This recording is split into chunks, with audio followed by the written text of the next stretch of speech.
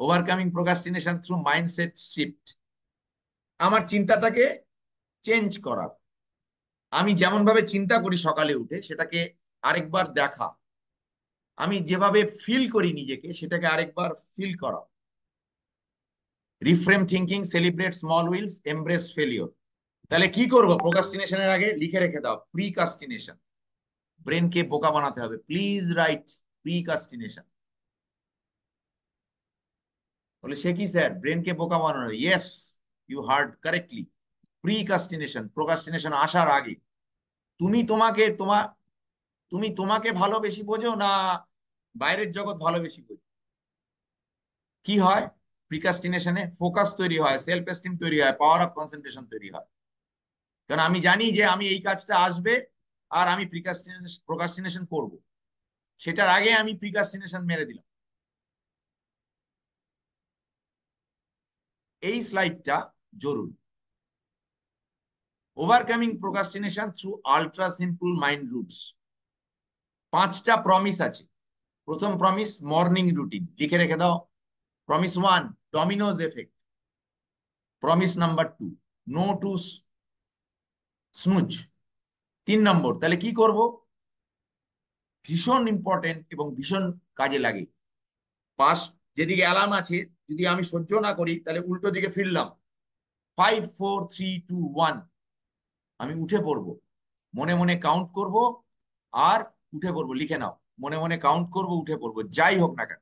4 নম্বর promise 1 2 3 acts, কোনো distraction ছাড়াই, specially digital distraction. কি লিখেছি? 1 মেকিং বেড, মোবাইলে হাত দেওয়া যাবে। 2 রিফ্রেশিং ওয়াশরুম, বাইরের জগৎকে আমার প্রাইভেট এরিয়ায় নিয়ে যাওয়া যাবে না। 3 নম্বর 5 5 5 অ্যাক্টস প্লাস 20 মিনিটস, এই 1 2 3টা করবো। প্রমিস 5, ওই 3 নম্বরটাই প্রমিস 5 বলেছি। কি? Morning hug and gratitude 5 minute. তারপর 20 minute to do list. Empowering college students for success and others also. By developing a power mind and implementing the strategies discussed, college students can overcome procrastination, unlock their full potential, and pave the way for academic and personal success. Embrace the journey and let your power mind guide you to greatness.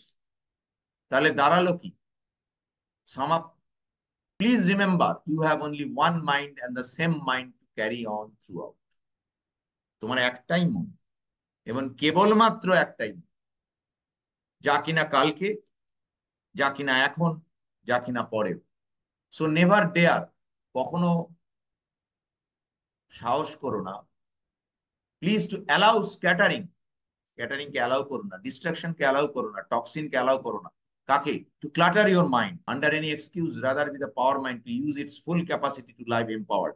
একটা follow the discipline as learned, everything including motivation inspiration can be faded away. সব fade হয়ে যাবে। Attention is the main economy, as power of concentration makes the difference between procrastination and power mind. Golden rule কি?